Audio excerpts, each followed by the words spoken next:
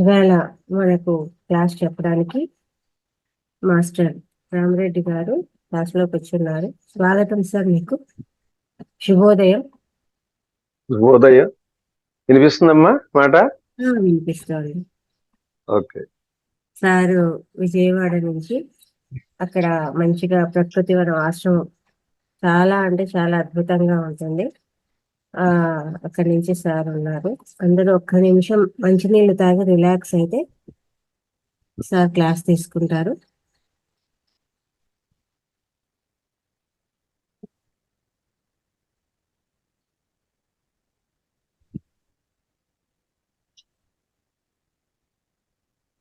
ఒక్క నిమిషం మంచినీళ్ళు తాగి వచ్చేయండి. ఈరోజు క్లాసు చక్కగా జననం మరణం మధురం సబ్జెక్ట్.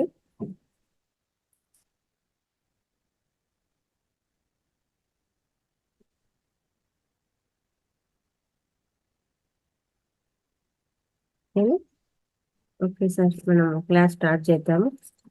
కొత్త వాళ్ళు వచ్చింటారు, కొంచెం మీ గురించి బ్రీఫ్ గా చెప్పేసి మనం క్లాస్ లోకి వెళ్దాం సార్, పరిచయం చేసుకొని. Okay, thank you sir. నన్ను పరిచయం చేసుకోమంటావా? చేసుకోండి సార్. ఓకే. ఓకే ఫ్రెండ్స్, ముందుగా అందరికీ హృదయపూర్వక ఆహ్వానం, ధన్యవాదాలు. ఫస్ట్ మరి ఆధ్యాత్మికత తెలియని నాకు ఆత్మజ్ఞానాన్ని తెలియచేసి వందలు కాదు వేలాది మంది ఆత్మబంధువులు ప్రసాదించినటువంటి బ్రహ్మర్షి పితామహ పత్రిజీకి, మరి ఈనాడు జూమ్ క్లాస్ లో నా యొక్క అనుభవాలను వినటానికి ఇచ్చేసినటువంటి ఆత్మ బంధువులందరికీ ముందుగా హృదయపూర్వక ధన్యవాదాలు తెలియజేస్తున్నానండి. బహుశా చాలా మంది గుర్తే ఉండి ఉంటుంది, ఇంతకు ముందు కూడా నేను ఈ జూమ్ క్లాసు అంటే మీ గ్రూప్ లో క్లాస్ చెప్పడం కూడా జరిగింది. మరి కొత్త వాళ్ళు ఉన్నారేమో అనుకుంటాను, వస్తూ ఉంటారు, మారుతూ ఉంటారు కదా. సో ఎట్లా రెగ్యులర్ గా రోజు జరుగుతున్నాం ఇది? అవును సార్, రెగ్యులర్ గా జరుగుతుంది సార్. రెగ్యులర్ గా జరుగుతాను, ఆపేది ఏమి ఉండదు. ఒక 21 days మన క్లాసు, ఆ తర్వాత గ్యాప్ ఇచ్చేసి మళ్ళీ స్టార్ట్ అవుతుంది ఫస్ట్ నుంచి. ఓకే ఓకే ఫ్రెండ్స్, మరి ముందుగా క్లుప్తంగా నన్ను పరిచయం చేసుకుంటాను. నా పేరు రామిరెడ్డి. అయితే ఏ రామిరెడ్డి చెప్పుకోలేని పరిస్థితుల్లో అనేక పేర్లు మారిపోయి చివరిగా రామిరెడ్డి మానస సరోవర్ అనే పేరుతోనే ఈ PSSM లో కొనసాగుతున్నాం. చిన్నతనం నుంచి ఒక నాస్తికుడిగా, హేతువాదిగా, ఆధ్యాత్మికత అనే పదానికే అర్థం తెలియని స్థితిలో గురువుల్ని, స్వామీజీల్ని, ఆఖరికి పూజలు పురస్కారాలు, భగవంతుడు కూడా బాగా వ్యతిరేకించిన నేను, అలాగే ధ్యానాన్ని గురించి చాలా అవహేళన చేసి అపహాస్యంగా మాట్లాడినటువంటి నేను, మరి 30 సంవత్సరాల పాటు ఒక LIC ఏజెంట్ గా జీవితంలో కొనసాగిస్తూ సంవత్సరానికి ఒక 10 లక్షల రూపాయలు వచ్చే ఇన్సూరెన్స్ కమిషన్ కూడా తృణప్రాయంగా వదిలేసి అనుకోని విధంగా పత్రిజీ యొక్క జ్ఞాన బోధల ద్వారా ఆధ్యాత్మిక సత్యాన్ని అవగాహన చేసుకొని సకల మానవాళికి కావాల్సింది ఆనందం, ఆరోగ్యం, మనశ్శాంతి, ఈ మూడు కూడా ఈ ఆధ్యాత్మిక మార్గంలో ధ్యానం, జ్ఞానం, పిరమిడ్ శక్తితో మనిషికి కోరుకున్నటువంటి ఆనందానుభూతులను పొందవచ్చు అని చెప్పి ఆ సత్యాన్ని అనుభవపూర్వకంగా తెలుసుకొని వృత్తిని ప్రవృత్తిని మార్చుకొని దాదాపుగా కృష్ణానది తీరంలో ఒక 5 కోట్ల రూపాయల విలువైన స్థలంలో ఒక 3 కోట్ల రూపాయల ఖర్చుతో ఒక ధ్యానాశ్రమాన్ని నిర్మించి మరి అక్కడ ఎన్నో ధ్యాన క్లాసులు గత 12 సంవత్సరాలుగా ఎన్నో అద్భుతమైనటువంటి కార్యక్రమాలు నిర్వహించుకుంటూ ధ్యానమే కాదు, ధ్యాన ప్రచారం అంటే నువ్వు ఏదైనా పొందటమే కాదు, పొందిన దాన్ని పంచటమే పరమావధి, అదే పరమాద్భుతం అని చెప్పి పత్రిజీ చెప్పిన సత్యానికి అనుగుణంగా ధ్యాన ప్రచార నిమిత్తం ఎవరు ఎక్కడికి పిలుస్తారా అని పిలిచిన వెంటనే జిల్లాలే కాదు, రాష్ట్రాలే కాదు, దేశ విదేశాలలో కూడా పిచ్చి బట్టి తిరుగుతున్నటువంటి ఒక తిక్క రామిరెడ్డి అంటే నేనేనండి. ఇదే నా స్వపరిచయం. సో ఎనీహౌ, మరి ఈరోజు మన కాన్సెప్ట్ జననం మధురం, మరణం మధురం. అదేనమ్మా కాన్సెప్ట్. అదే సార్. జననం మధురం, మరణం మధురం. పత్రిజీ చాలా సార్లు చెప్తూ ఉంటాడు, జననం ఎంత సంతోషమో మరణం కూడా అంతకంటే ఆనందమని గ్రహించటమే నిజమైన ఆధ్యాత్మికత. ఆధ్యాత్మికత అంటే ఏదో పూజలు, ప్రార్థనలు, భజనలు చేసుకుంటూ కృష్ణారామ అనుకుంటే ఆధ్యాత్మికత కాదు నాయన. జననం ఎంత మధురము అంటే పుట్టినప్పుడు ఎంత ఆనందంగా, సంతోషంగా, అదొక మధురంగా భావిస్తాము, మరణం కూడా అంతకంటే ఆనందం అని చెప్పి గ్రహించడమే ఆధ్యాత్మికత అంటే. ఈ లోకంలో ఒక విచిత్రమైనటువంటిది ఈ మధ్య ఒక ఆయన అడిగాడు, ఈ లోకంలో అతి విచిత్రమైనటువంటిది ఏంటో చెప్పండి అని అంటే ఆయన చెప్పింది ఏంటంటే, రేపు పోయేవాడు ఈ రోజు పోయినవాడి గురించి ఏడవటమే ఇంతకన్నా విచిత్రం కోట్లేదంటాడు. ఈ లోకంలో అసలు ఏం జరుగుతుందో, ఏమి జరగదో, ఎప్పుడు ఎలా ఉంటుందో తెలియనటువంటి స్థితిలో ఒకే ఒక్కటి మాత్రం తప్పనిసరిగా జరిగి తీరుతుంది, అదే ప్రతి ఒక్కడికి మరణం. మరి చాలాసార్లు అనుకుంటాం, ఏదైనా కష్టం వచ్చినా, దుఃఖం వచ్చినా, ఏమిటో ఏం పాపాలు చేశాను, ఈ కష్టాలు, దుఃఖాలు అని చెప్పి ఎప్పుడు ఏడుస్తూ ఉంటారు. కానీ బాగా సంతోషంగా, ఆనందంగా ఉన్నప్పుడు అబ్బా ఎంత పుణ్యం చేశాను, ఈ అద్భుతమైనటువంటి ఈ జన్మ ఇంత ఆనందానుభూతిని పొందటం అని చెప్పి ఎప్పుడని అనుకుంటామా? కష్టం వచ్చినప్పుడే ఏంటో ఈ పాపాలు ఏం చేశాను అనుకుంటాం, కానీ మరి ఇంత అద్భుతమైన జన్మను కొనసాగిస్తున్నప్పుడు ఎన్ని పుణ్యాలు చేశామనే బాట తలంపు రాదు. నిజానికి మరణం అనేది చాలా చిత్రం ఉంటుంది. ఈ లోకంలో ఎన్నో జబ్బులు ఉంటాయి, ఎన్నో రోగాలు ఉంటాయి, కానీ అన్నింటికన్నా భయంకరమైనటువంటి వ్యాధి ఏంటంటే, ఎన్నో వ్యాధులున్న భయంకరమైన వ్యాధి ఏంటంటే మరణ భయం. ఏ పని చేసినా చూస్తుంటాం, కానీ మరణం అనే ఒక్క మాట వింటేనే అమ్మో మరణమా, అమ్మో మరణమా అంటే ఎంతో భయపడిపోతుంటాం. చావు పేరు చెప్తేనే ఎంతో భయపడేటువంటి స్థితిలో, నిజానికి అర్థం చేసుకుంటే మరణం అనేది జీవితానికి ఒక గొప్ప వరమేనండి. మరణం అంటే అంతం కాదు, అది మరణం ఉంటేనే జీవితం ఆద్యంత రసవంతం అవుతుంది. మృత్యు అంటే బూచి కాదండి, అది ఒక దివ్య ప్రయాణపు దిక్సూచి లాంటిది. జీవితానికి విలువనిచ్చి ఎంతో అమూల్యం చేసిన అద్భుతమైన ఆభరణం ఈ మరణం.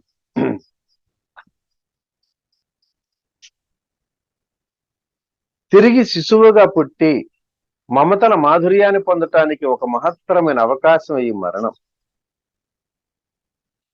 అందుకే ఒక చోట ఒక చివరి శ్వాస, మరొక చోట మరొక పసికందుకు తొలి శ్వాసగా పరిణమిస్తుంది.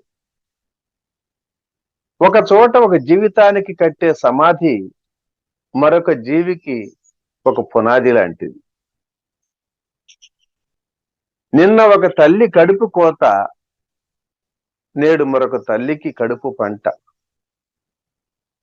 నిన్న ఒక చోట ఒక చితిమంట, నేడు మరొక చోట ఒక కొవ్వొత్తుల పంట.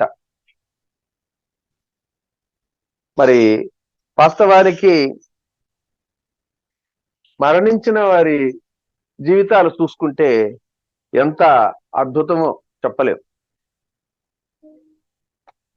నిజంగా వాళ్ళ జీవితాలను గురించి, మరణించిన వారి జీవితాన్ని తెలుసుకుంటే ఒక రకంగా అసూయ కలుగుతుందండి. మరి భయంకరమైనటువంటి హింసకు గురి కాబడి, దారుణంగా శరీరంలో మేకులు దించబడి, సిలువుకు వేలాడదీసినటువంటి క్రీస్తు యొక్క దుర్భర క్షోభ మనందరికీ ఒక పునరుజ్జీవ శోభగానే పరిణమిస్తుంది. నిజానికి సిలువ వేయబడిన తర్వాతే జీసస్ ఒక దివ్య జీవితం ప్రసాదించిందని చెప్తూ ఉంటారు. మానవాళి పట్ల ఉన్న ఆయన ప్రేమ తనకు తాను సిలువుకు సమర్పణ చేసుకొని రక్త తర్పణ చేశాడు. అందుకే ఆయనకు మనం సమర్పణ చేసుకుంటున్నాం.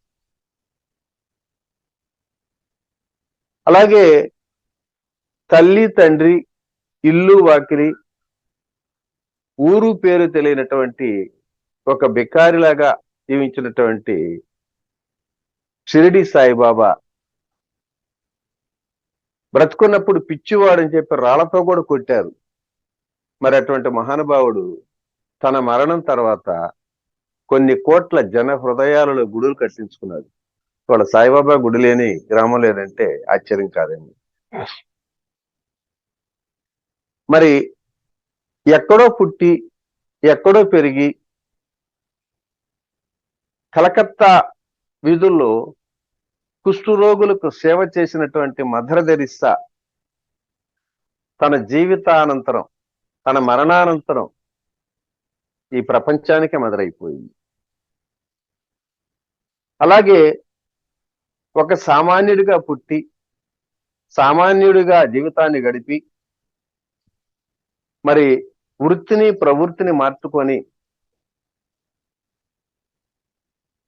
ధ్యానమే సర్వమూలం, సమస్త ఆనందాలకు ధ్యానమే శరణు అని చెప్పి ఇంటింట గ్రామ గ్రామాన కొన్ని కోట్ల మంది జనులకు ధ్యాన సత్యాన్ని అవగాహన చేసి జీవితం యొక్క విలువను తెలిపినటువంటి మన బ్రహ్మర్షి పితామహ పత్రిజీ తన మరణానంతరం ఏమయ్యాడు? ఇప్పటికీ మర్చిపోతున్నామా?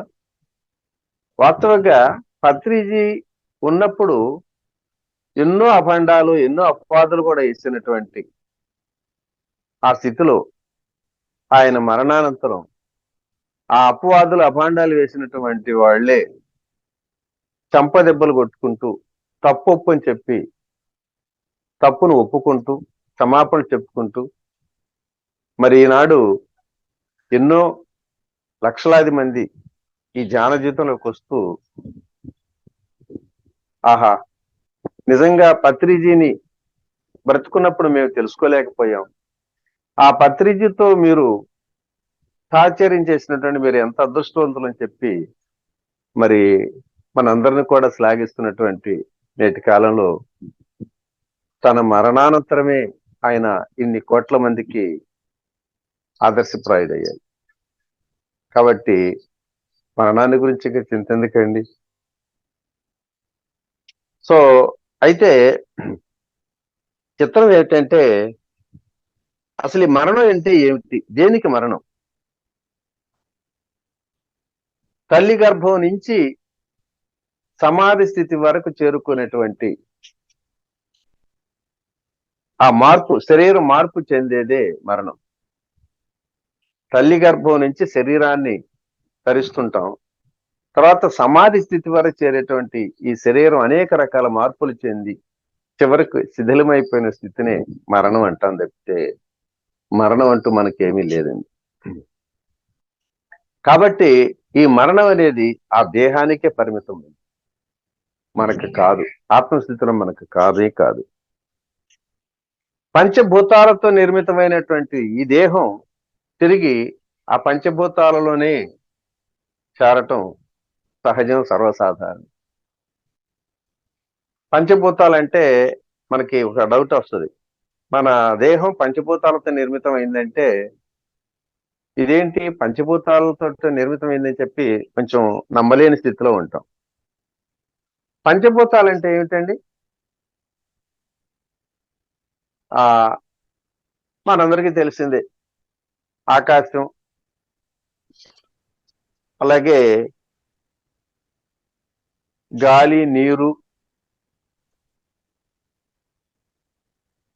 భూమి, వాయువు, ఇవన్నీ కూడా పంచభూతాల సంగతి మనకు తెలిసిందే కదా. ఈ పంచభూతాలని మన శరీరంలో ఎలా ఉండేవి ఒకసారి చూద్దాం. ఉదాహరణకి మనం ప్రొద్దున్నే మార్నింగ్ వాకింగ్కి బయలుదేరాం. ఎర్లీ మార్నింగ్ వాకింగ్ చేద్దామని వాకింగ్కి బయలుదేరేటప్పుడు పొట్ట నిండుగా ఉంటే వాకింగ్ చేయగలదా? మార్నింగ్ ఉదయాన్నే మనం కడుపు, ఆ పొట్ట ఎలా ఉంటుంది? ఖాళీగా ఉంటుంది కదా. ఖాళీగా ఉన్న కడుపుతోటే మనం ఆ పొట్టతోటే వాకింగ్ మొదలు పెడతాం. అంటే ఆ ఖాళీ, ఆ శూన్యంగా ఉండేదే అదే ఆకాశం అనుకుందాం. సరే, కాస్త దూరం పోయిన తర్వాత వాకింగ్ చేసి జాగింగ్ ఇలా చేసుకుంటున్నప్పుడు మనిషికి ఏమవుతుంది? ఊపిరి, శ్వాస రొప్పుతా ఉంటాం, అంతే కదా. కాస్త దూరం పరిగెత్తిన తర్వాత రొప్పుతూ ఉంటాం. గాలి అని పీలుస్తూ ఉంటాం. శ్వాస ఎక్కువ ఆడుతూ ఉంటుంది. అది దేనికి సంకేతం? వాయువుకి, అంతే కదా, గాలి. సో మనలో ఇప్పటికీ శూన్యం ఉంది, అంటే ఆకాశం అంటే శూన్యమే కదా, శూన్యము ఉంది. తర్వాత గాలి, వాయువు కూడా ఉంది, మనలో ఉందని. సరే, జాగింగ్ చేసుకుంటే ఇంకా ముందుకు వెళుతూ ఉంటాం. ఇంకా ముందుకు వెళుతున్న తర్వాత అప్పుడు మన శరీరం ఎలా ఉంటుంది? బయలుదేరేటప్పుడు ఒక సమశీతోష్ణంగా నడుతుంది. అలా కాస్త దూరం జాగింగ్ చేసేటప్పటికి బాడీ అంతా వేడి పుట్టింది, శరీరంలో వేడి పుట్టింది, వేడిగా ఉంటుంది కదా మన బాడీ. అప్పుడు దేనికి సంకేతం అంటే అగ్నికి సంకేతం. సో అలాగే ఇంకా జాగింగ్ చేసుకుంటూ ముందుకు వెళ్ళామంటే ఇంకా సమయం పోయేటప్పటికి శరీరం అంతా చెమటలు పట్టుద్దా లేదా? చెమటలు దిగ్గారిపోతా ఉంటాయి. సో ఆ చెమటలు దేని సంకేతం? నీటికి సంకేతం, అవునా? సో ఇప్పుడు ఏమున్నాయి మన దాంట్లో? ఆకాశం అంటే శూన్యము ఉంది, వాయువు ఉంది, మరి గాలి ఉంది, తర్వాత అగ్ని ఉంది. సరే, చెమటలు పట్టిన తర్వాత ఇక బాగా అదుపు వచ్చిన తర్వాత ఒకసారి కూర్చున్న తర్వాత ఇక ఒళ్ళంతా జిగటగా జిడ్డు పట్టి ఉంటుంది కదా. ఇంకేం చేస్తాం? చెమట ఇట్లా దురుసుకుంటూ ఉంటాం. ఇట్లా దురుసుకొని ఎట్లా అంటే ఏమొస్తుందండి? మట్టి పెళ్ళలుగా వస్తూ ఉంటుంది మట్టి శరీరం మీద. సో అంటే భూమి కూడా మనలో ఉంది కదా. మరి ఈ రకంగా మనలో ఆ పంచభూతాలు ఉన్నాయా లేవా? సో కాబట్టి ఈ పంచభూతాలతో నిర్మితమైనటువంటి ఈ శరీరం మరలా ఎక్కడ కలుస్తుంది? ఆ పంచభూతాలను కలుస్తుంది, అంతే కదా. కనుక మరణం అనేది ఈ దేహానికే పరిమితం తప్ప మనకి కాదు అనేటువంటి సత్యం ఇక్కడ మనం అర్థం చేసుకోవాలి. మరణం తప్పని దేహం, మరణమెరుగని ఆత్మ, ఈ రెండు కలిసి ఉండటం ఒక విచిత్రమేనండి. దేహానికి మరణం తప్పదు, ఆత్మకి మరణం తెలియదు, మరణమే లేదు. కానీ ఈ రెండు కలిసి ఉండటం చాలా విచిత్రమే. ఒకటి నడిచేది, మరొకటి నడిపింపజేసేది. నడిచేది ఏది? దేహం. ఈ దేహాన్ని నడిపించేది ఆత్మ. అది నడిపించేది అనమాట. మరి నడిచేదానికేమో ఆగటం తప్పదు, నడిపించేదానికి ఆగటం అసలు తెలియదు. అంతే కదా? ఈ నడుస్తున్నప్పుడు ఎప్పుడైనా ఆగాల్సిందే, కానీ నడిపించేదానికి అసలు దీనికి ఆగటమే తెలియదు. అసలు మనకంతా అర్థం కావాల్సిన పని ఏంటంటే, ఈ నేనును భరిస్తుందా, నేను మేలును భరిస్తుందా అనేది ఇక్కడే నిగూఢ రహస్యం. ఇది అర్థం చేసుకోలేక చాలా మంది అజ్ఞానులు అయోమయులు. చాలా మంది ఏం కావాలమ్మా నీకంటే, కొంతమంది మనకి ముసల్మాన్లు చెబుతా ఉంటారు, ఏముంది నాకు ముక్తి కావాలండి, నాకు మోక్షం కావాలండి అంటే, అసలు ఆ ముక్తి మోక్షం అంటే కూడా అర్థం తెలియని స్థితిలో ఎవరో చెప్పారనే ఉద్దేశంతో నాకు ముక్తి మోక్షం అంటూ ఉంటారు. ఏదైనా కష్టం వచ్చినప్పుడు, దుఃఖం వచ్చినప్పుడు, బాధలు వచ్చినాయి, బాగా బాధలు ఎదుగుతాయి, స్వామి ఇంకా నీకు ధైర్యం లేదా, నన్ను ఎప్పుడు తీసుకెళ్తావయ్యా, నీ దగ్గర తీసుకెళ్ళు స్వామి, నేను ఈ బాధలు భరాయించలేను అంటూ తను నమ్ముకున్నటువంటి ఆ దైవానికి వేడుకలు పెడుతూ ఉంటారు, మొక్కుకుంటూ ఉంటారు. కానీ చిత్రం ఏంటంటే, ఎవరైనా పైకి అట్టాగే అంటారు, కాస్త గాలి ముక్కులు మూసుకుపోయి గాలి ఆడకుండా, ఊపిరి ఆడకుండా కొంచెం ఆయాసంగా ఉంటే, ఒరే పెద్దాడా, ఒరే చిన్నాడా, ఎక్కడున్నారా, నన్ను ఆసుపత్రికి తీసుకెళ్ళరా అంటారు. మళ్ళీ పైకి మాత్రం స్వామి నన్ను తీసుకెళ్ళవా అంటారు. కొంచెం మళ్ళీ ఏదన్నా మరణించటానికి ఏదన్నా శరీరం బాగోనప్పుడు ఇక మళ్ళీ భయాలు అంటారు. అసలు ఎందుకు ఈ చావు పుట్టుకలు ఎందుకు వస్తున్నాయి? మనం 3 రకాలుగా ఇక్కడ ఈ చావు పుట్టుకల గురించి మనం తెలుసుకోవటం కాస్త ఉందండి. ఇక్కడ 3 రకాల కర్మలు ఉంటాయి అనేది శాస్త్రం చెప్పేది. మన ప్రారబ్ధ కర్మల ద్వారా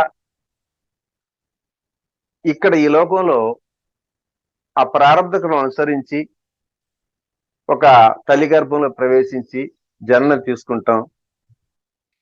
సో ఈ జననం తీసుకున్న దగ్గర నుంచి మన ఈ ప్రారబ్ధ కర్మల ఆ ఆయుష్ ఎంతవరకు ఉందో ఆయుష్ను కూడా తీసుకొని అంతకాలం ఈ లోకంలో సంచరిస్తూ మరలా ఈ ప్రారబ్ధ కర్మ ముగిసిన తర్వాత ఈ శరీరాన్ని వదిలేసి మరలా మరొక శరీరంలోకి ప్రవేశిస్తూ ఉంటాం. ఇప్పుడు ఎట్లా ఉంటుందంటే, ఇప్పుడు రాము అనే వ్యక్తి విశాఖపట్నంలో జాబ్ చేస్తున్నాడు. ఆ జాబ్ చేస్తున్నప్పుడు అక్కడ ఒక ఇంట్లో ఉండి, ఒక అద్దెలు తీసుకున్నాడు. అద్దె ఇంట్లో ఉండి ఆ ఇంట్లో ఉన్నంత కాలం మరి తను సంపాదించి, ఆ సంపాదించిన దాంట్లోంచి కొన్ని వస్తువులు కొనుక్కొని, టీవీలు, ఫ్రిడ్జ్లు, ఫ్యాన్లు, మంచాలు, కంచాలు ఉంటాయి కదా, ఇవన్నీ అనేక రకాల వస్తువులు పోగేసుకొని అద్దె ఇంట్లో ఉంటూ మరలా ఒక 5 సంవత్సరాల తర్వాత ఆయనకి విజయవాడ ట్రాన్స్ఫర్ అయితే, అప్పటి వరకు తను పోగేసుకున్నటువంటి వస్తువుల నుంచి ఉప్పులు, పప్పులు, బియ్యం, ఇవట్లాంటి కొన్ని సంపాదించి ఖర్చు పెట్టేయంగా, వాడుకోంగా, ఇక మిగిలిపోయినటువంటి సామాన్ ఉంటుందే, ఈ మిగిలిపోయినటువంటి సామాన్ని మళ్ళీ ఒక ట్రక్కు మాట్లాడుకొని ఆ ట్రక్కులో మళ్ళీ విజయవాడలో వచ్చి, విజయవాడలో మళ్ళొక కృష్ణలంక ఏరియాలో ఒక అద్దె ఇంట్లోకి వచ్చి అద్దెంట్లో మళ్ళీ కాపురం పెడతాడు. సహజంగా అంతే కదా జరిగేది. అట్లాగే మన ప్రారంభ కర్మల ద్వారా ఒక శరీరాన్ని ఎంచుకొని ఆ శరీరంలో ఆ కర్మానుసారం ఉండి అద్దె కొంప లాంటి శరీరంలో కాపురం చేసి ఆ ఇంటిని వదిలినట్టు ఆ శరీరాన్ని వదిలేసి మరొక శరీరంలోకి, అంటే మరొక ఇంట్లోకి వచ్చినట్టు మరొక శరీరంలోకి ప్రవేశించటమే ఈ జనన మరణ సత్యం. ఇలా పుడుతూ సస్తూ అందుకే మనకి పునరపి జననం పునరపి మరణం అని అన్నారు. జీవితాన్ని అంటే చావటం బ్రతకటం చావటం బ్రతకటం ఇవే కంటిన్యూ చేసుకుంటూ మరి ఈ జనన మరణ చక్రాల్లో తిరుగుతున్న సందర్భంగా ఏమిటి దీనికి అంతిమం ఏంటి, దీనికి చివరి మన లక్ష్యం ఏమిటి, గమ్యం ఏమిటి అనేది కానీ ఆలోచించుకుంటే మరి పెద్దలు చెప్పినట్టు ఇందాక అనుకున్నట్టు ముక్తి మోక్షం, నాకు ముక్తి కావాలను మోక్షం కావాలను ఇదే చివరి జన్మ కావాలను అంటే నేను ఎక్కడికి నుంచి వచ్చానో అక్కడికి మన స్వస్థలం చేరుకోవాలి. పరమాత్మ స్థితి నుంచి ఆత్మ శకలాలుగా విడబడి ఈ లోకంలో అనేక కర్మలు చేసి ఆ కర్మబంధాల్లో చిక్కుకొని ఈ జనన మరణ చక్రాల్లో ఇరుక్కొని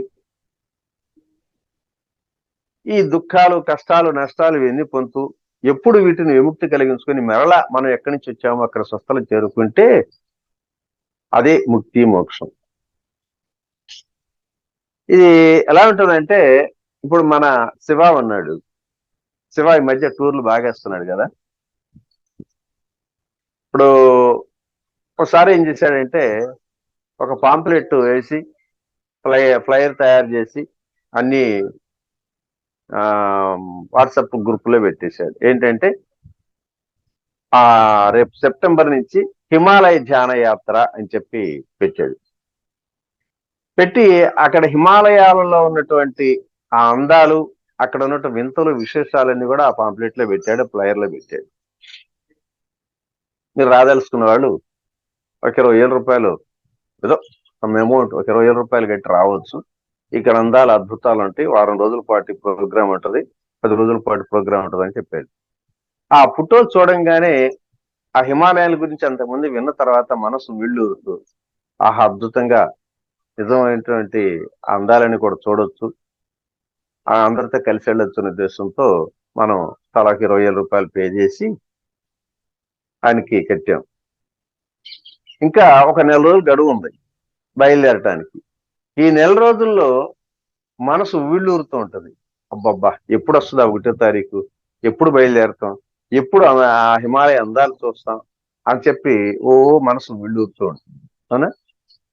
అనుకున్నట్టుగానే 1వ తారీఖు వచ్చింది, మరి టూర్ అనుకున్నట్టుగానే బయలుదేరాం. అందరం హిమాలయాలకు తీసుకెళ్ళిన తర్వాత ఫస్ట్ రోజు చూస్తే అసలు ఆ లోయలు, ఆ మంచు కొండలు, ఆ ప్రకృతి దృశ్యాలు చూస్తే మనసు పరవశం చెందుతుంది.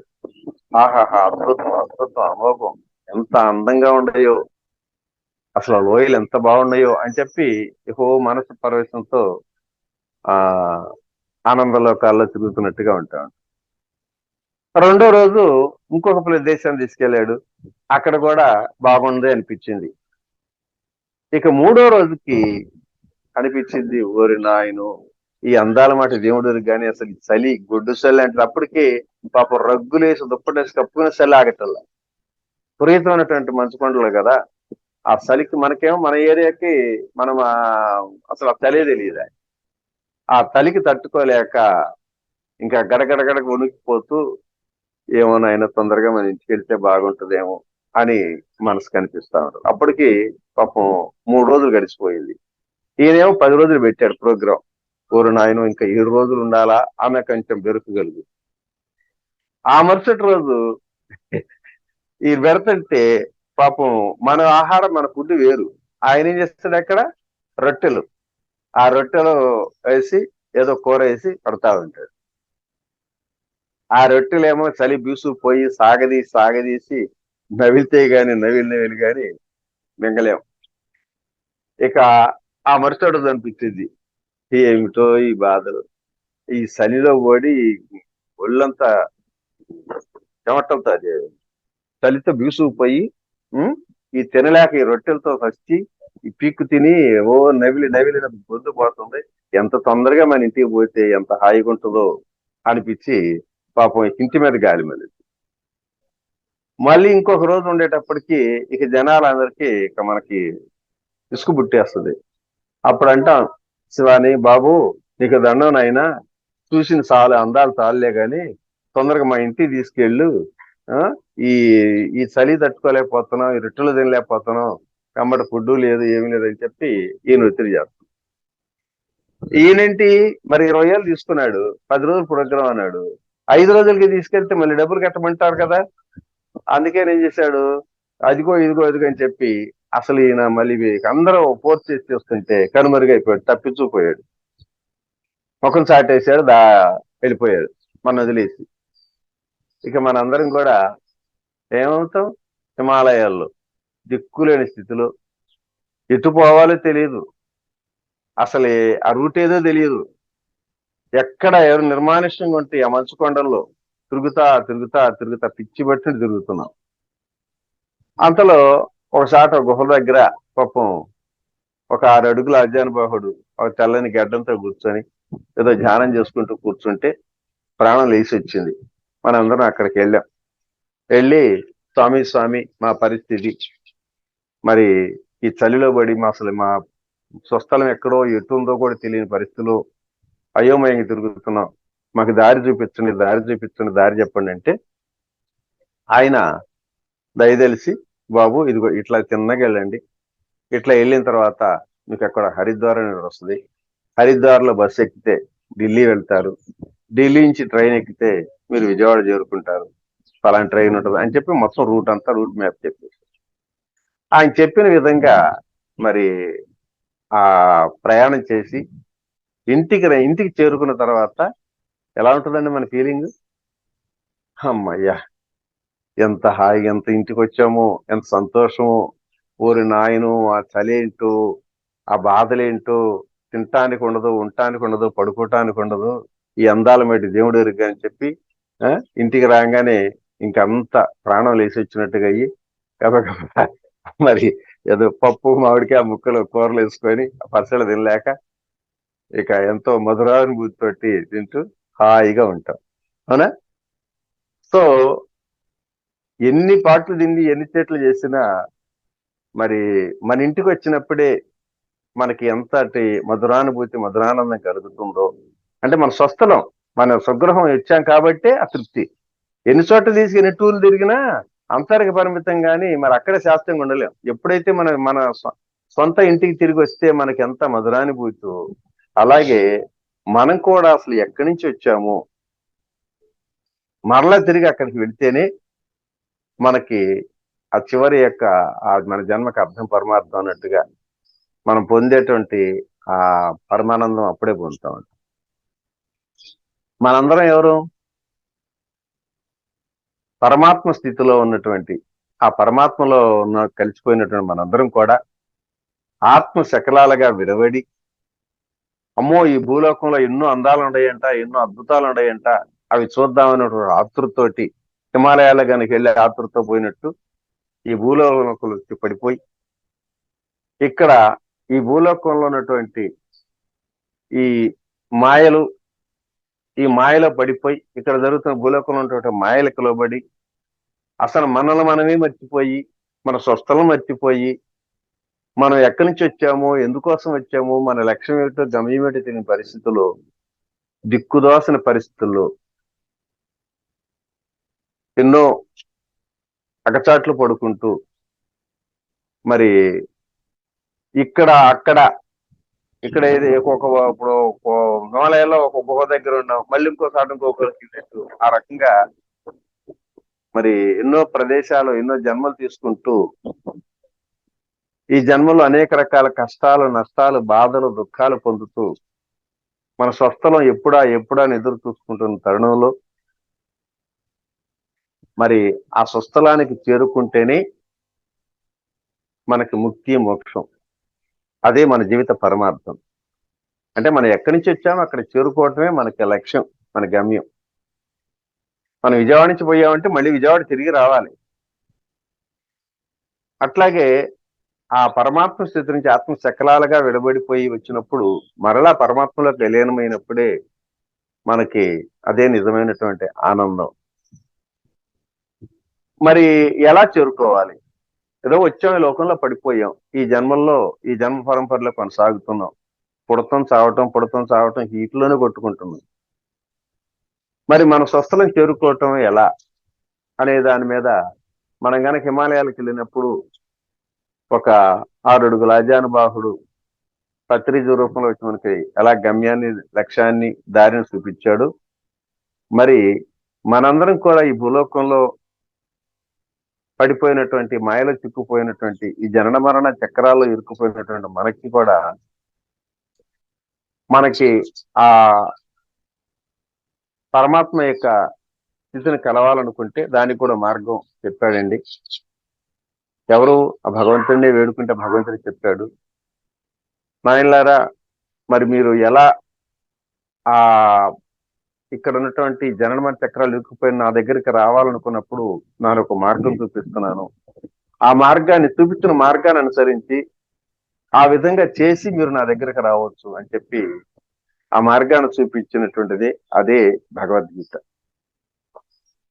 భగవద్గీతలో మరి కర్మలు అంటే నిత్యం కర్మలతో కూరుకుపోయినటువంటి కర్మల్ని, ఈ కర్మబంధనాలను ఎలా వదిలించుకుంటే ఆ కర్మబంధనాలు, ఇప్పుడు చూడండి, మనం హిమాలయాలకి వెళ్ళాం, తిరిగి వచ్చాం.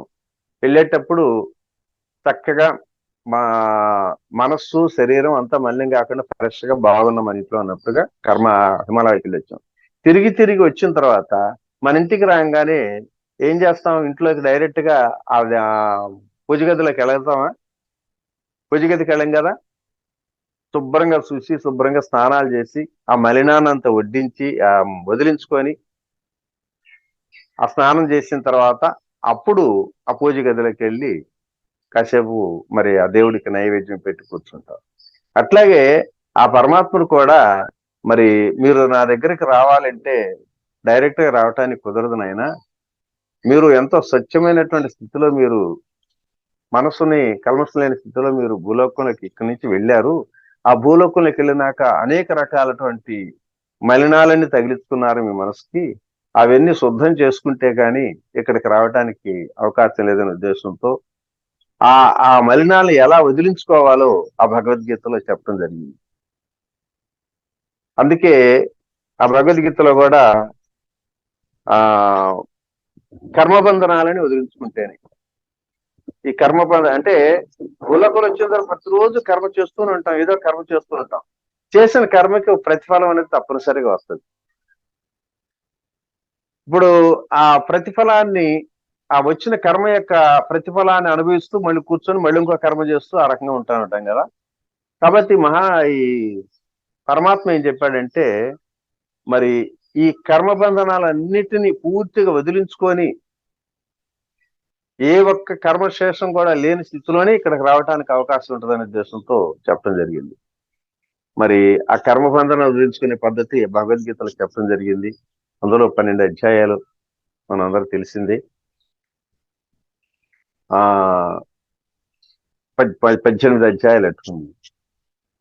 మొదటి కర్మలు 3 రకాలుగా విభజించడం జరిగింది. అంటే ప్రస్తుతం చేసే కర్మలు ఆగామి కర్మలు అన్నాడు. తర్వాత ఈ జన్మలో చేసేటువంటి కర్మలు మొత్తం కూడా ఆగామి కర్మలు. మరి తర్వాత సంచిత కర్మలు అంటే ఈ జన్మలో కొన్ని కర్మలు చేస్తూ ఆ కర్మలు ఖర్చు పెట్టుకోగా అనుభవించగా మిగిలిపోయిన కర్మలను ఒక సంచిత కర్మల్లాగా చేసి, అంటే సంచిత కర్మలు సంచిలో పడేసుకున్నట్టే, బ్యాంక్ బ్యాలెన్స్ లాగా. ఆ కర్మలన్నీ అలా కొన్ని కోట్ల జన్మ మరణ చక్రాలు చెప్పి కొన్ని కర్మలు చేసిన తర్వాత అనేక జన్మల ప్రతిఫలంతో ఆ కర్మలను సంచిత కర్మలు చేసి ఆ సంచిత కర్మలో నుంచి మళ్ళీ పక్కానికి వచ్చిన కర్మల ద్వారా మళ్ళీ జన్మ తీసుకుంటూ తిరిగి వస్తున్నాం. కాబట్టి ఇక్కడ ఏంటంటే 3 పద్ధతులు. మనం ఈ ప్రారంభ కర్మలని ప్రతిరోజు కర్మ చేస్తే కర్మకు ఫలితం వస్తుంది కదా, మరి బ్యాంక్ బ్యాలెన్స్ పెరుగుతూ ఉంటుంది కదా. అందుకని ఈ సంచిత కర్మలు, అది ఆగామి కర్మలు అంటే ఈ జన్మలో కొన్ని కర్మలు, ప్రతిరోజు నిత్యం నువ్వు చేసే కర్మలు అది శేషంగా కాకుండా, సంచితం కాకుండా ఎప్పటికప్పుడు ఖర్చు అయ్యే విధంగా మరి దాన్ని ఎలా చేయాలనే దాని మీద ఆగామి కర్మలని బంధం లేకుండా ఎలా చేయాలి. తర్వాత ఈ ఆగామి కర్మలు లేనప్పుడు అసలు పుట్టుకెందుకు వస్తుంది? ప్రారంభ కర్మల ద్వారా పుట్టుకొస్తుంది. ప్రారంభ కర్మలు ఎక్కడి నుంచి వస్తున్నాయి?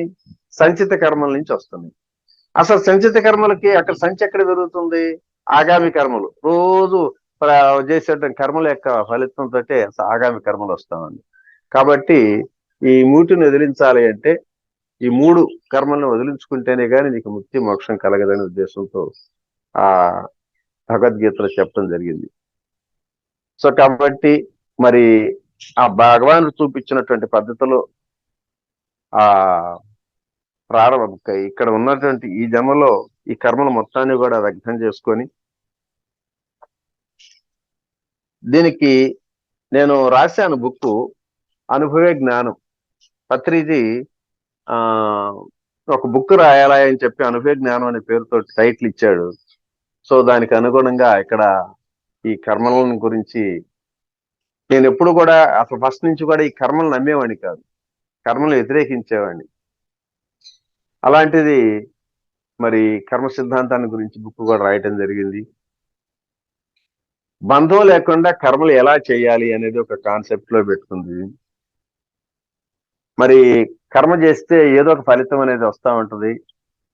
చాలా మంది ముక్తి కావాలి, మోక్షం కావాలంటే పుణ్యకర్మలు, దాన ధర్మాలు చేసి అన్ని మంచి కర్మలు చేస్తే మనకి ఆ ముక్తి మోక్షం వస్తుంది అనుకుంటారు.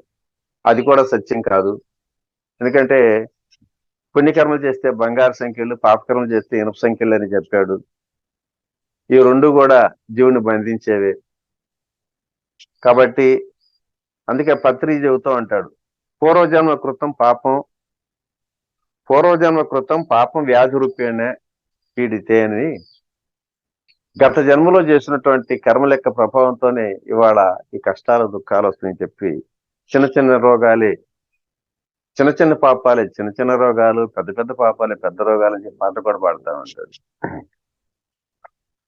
మరి కర్మలు చేస్తున్నప్పుడు ఆ కర్మకి మన బంధం కాకుండా ఎలాంటి కర్మ చేయాలో అది ఆ గీతలోనే చెప్పడం కూడా జరిగింది.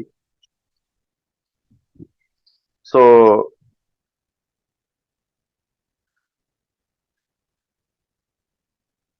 భజగోవిందం, ఆదిరాజ్ శంకర భజగోవిందం అని చెప్పాడు, పునరపి జనం పునరపి మరణం అని చెప్పి. కాబట్టి ఇది చాలా పెద్ద సబ్జెక్ట్. ఇది ఒకసారితో 2 మాటలతో పూర్తి అయ్యేది కాదు. నేను ఒక లింక్ పెడతాను మీకు, మీ గ్రూప్ లో పెట్టండి. ఆ లింక్ లో మొత్తం కూడా దీనికి సంబంధించింది ప్రజెంటేషన్, ఈ బుక్ మొత్తం కూడా టిఎంసి ఛానల్ గ్రంథాలయం పేరిట వచ్చాను. గతంలో కూడా మీకు ఇచ్చినట్టు అనుకుంటాను. మరలా ఎవరైనా కొత్త వాళ్ళు ఉంటే ఆ లింక్ ను ఓపెన్ చేస్తే మొత్తం ఆ బుక్ అంతా మీరు వినొచ్చు. అప్పుడు కానీ మీకు పూర్తిగా అర్థం కాదు. సో ఆగామి కర్మల్ని బంధం కాకుండా ఎలా చేయాలి, ప్రారంభ కర్మల్ని ఎలా అనుభవించాలి, మరి సంచిత కర్మల మొత్తాన్ని కూడా మనం ఏందే కోట్ల జన్మల నుంచి పేరుకుపోయినటువంటి సంచిత కర్మల్ని ఎలా దగ్ధం చేసుకోవాలి అంటే మహానుభావుడు చెప్పాడు, జ్ఞానాగ్ని కర్మ దగ్ధానం. అంటే జ్ఞానం అనే అగ్నిలో కానీ కర్మల మొత్తాన్ని కూడా ఒకసారిగా దగ్ధం చేసుకోవచ్చు అని చెప్పి చెప్పడం కూడా జరిగింది. అసలు జ్ఞానం అంటే ఏమిటి? నిజంగా జ్ఞానం అంటే ఈ ఈ ఎన్నో జన్మల నుంచి వచ్చినటువంటి కర్మలు ఒకసారిగా ఎలా దగ్ధం అవుతాయి అనే దాని మీద కూడా కొంచెం వివరణగా నా జీవితంలో జరిగిన సంఘటన కూడా ధరించి చెప్పడం జరిగింది.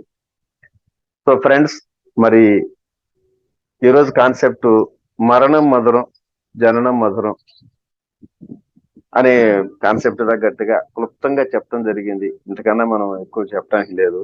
ఇంకా మీ డౌట్స్ ఇంకొక 15 నిమిషాలు టైం ఉన్నట్టుంది. చెప్పారు సార్, చాలా అద్భుతంగా ఉంది. అందరికీ కూడా మెయిన్ ఉండేది మరణ భయమే, అది ఉండకూడదు. మరణం అంటే ఏంటి? చాలా అద్భుతంగా ఉంది సార్, చాలా క్లాస్ బాగుంది సార్. ఒకసారి మీ ఆశ్రమాన్ని ఒకసారి చూపిస్తారా కొత్త వాళ్ళందరికీ? ఆశ్రమం చూపించమంటావా? ఓకే, అది విజయవాడ దగ్గర ఉంది, ఒకసారి చెప్పండి సార్, బాగుంటుంది ప్రకృతి ఆశ్రమం.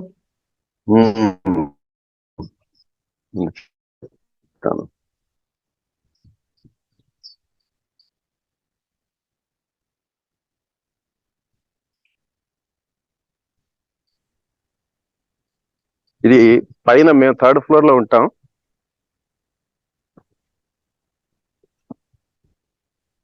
ఇక్కడ ఆ కొండ ఉంది అదే, అది విజయకీలాద్రి కొండ అని మన చనజీర స్వామి ఒక 9 గుళ్ళు కట్టించాడు. అక్కడ కొండపైకి వెళ్ళొచ్చు. తర్వాత ఇదేమో కనకదుర్గ అమ్మవారి కొండ. అది ఉంది. వచ్చింది చూడండి కొండ, అది రైల్వే బ్రిడ్జి కృష్ణానదిలో.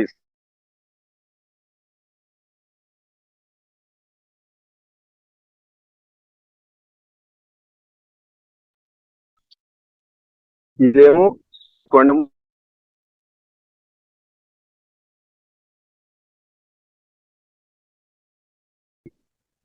ఇది గాంధీ కొండ. ఇదేమో గుణదల మేరీమాత కొండ. సో ఈ రకంగా 3 కొండల మధ్య ఒక కృష్ణానది తీరాన ఇదిగో ఒక దివ్య శక్తి క్షేత్రమైనటువంటి ఒక పిరమిడ్.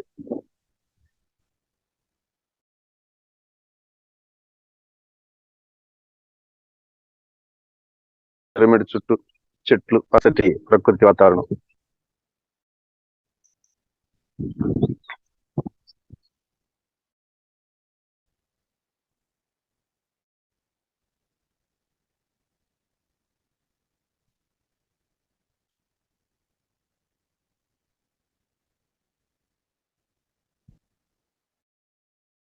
చెట్లు, పెద్ద పెద్ద చెట్లు, ఇదంతా మన ప్రిన్సెస్, మానస సరోవరం. ఈ ప్రిన్సెస్ మొత్తాన్ని కూడా మానస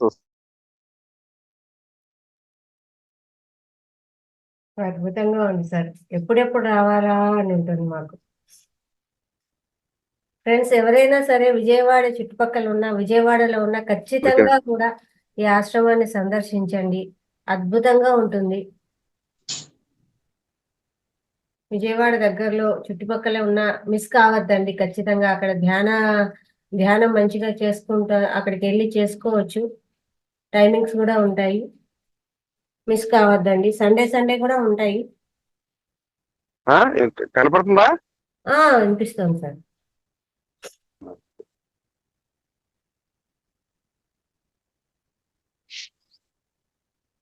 ఇక్కడ ప్రతి ఆదివారం సాయంత్రం 3 to 5 మెడిటేషన్ క్లాస్ జరుగుతుంది.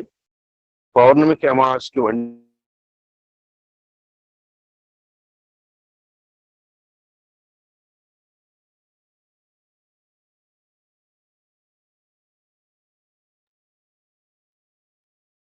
చాలా అద్భుతంగా ఉంది సార్. ఎవరైనా సరే అక్కడికి దగ్గరలో ఉన్న వాళ్ళు ఖచ్చితంగా అక్కడికి వెళ్ళి ఆ ధ్యానంలో పాల్గొని అద్భుతాన్ని పొందవలసిందిగా కోరుకుంటున్నాను. ఎవరైనా డౌట్స్ ఉంటే అడగండి అమ్మా. ఎవరైనా సరే సార్ అడగండి డౌట్స్. చుట్టూ అంతా. అవును సార్.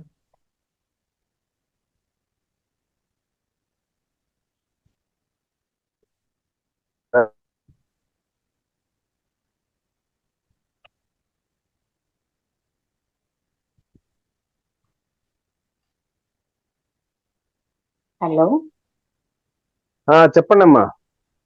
నమస్కారం అండి. నమస్తే. చాలా బాగుందండి వాతావరణం. వాతావరణం బాగుంది. మీరు చెప్పిన క్లాస్ వింటుంటే మాస్టర్ గారు, మాకు అసలు క్లాసు అయిపోయిందా అనే ఇంటెన్షన్ లో కూడా లేము, ఇంకా చదువుతుందేమో అనే ఆలోచనలోనే ఉన్నాము. బాగా చెప్పారు. మాస్టర్, ఇక్కడ ఒక డౌట్ ఏంటంటే, ఇప్పుడు సమాజంలో ఇంతమంది మనం ధ్యానంలో పాల్గొని ఇన్ని వింటున్నాము, ఇన్ని ఆచరణలో పెట్టాలంటే అది ఎందుకు రాదో తెలియదు. ఇంకొకటి, చావు అని, మరణం అని ఒక భయం. ఇంత ధ్యానం చేసినా, ఇన్ని వింటున్నా, ఇంతమంది చెప్తున్నా, అది ఒక్కటి మాత్రం పోవట్లేదు మాస్టర్ గారు జనాలకి. జనాలు పక్కన పెడితే మనకు కూడా ఇప్పుడు ఏదో చిన్న కష్టం వచ్చింది, ఏదో చిన్న గాయమైంది, ఏదో చిన్న ఇష్యూస్ వచ్చిందంటే, అమ్మ ఇది తగ్గిద్దా, లేకుంటే ఏదైనా జరిగిద్దా, ఇంకేదైనా అవుతుందా, పిల్లలు, ఫ్యామిలీ, ఇంకేదో ఆస్తి, ఇవన్నీ గుర్తొస్తాయి తప్ప సరే మనం పోతున్నాం కదా అక్కడికే, మనం రిటర్న్ మళ్ళీ వెళ్తున్నాం అనే ఇంటెన్షన్ అయితే ఎవరికి రాదు మాస్టర్. ఇది ఎందుకని ఇంకా ఇంకా ఇంకా ఇంతమంది జనాలు అయినా కానీ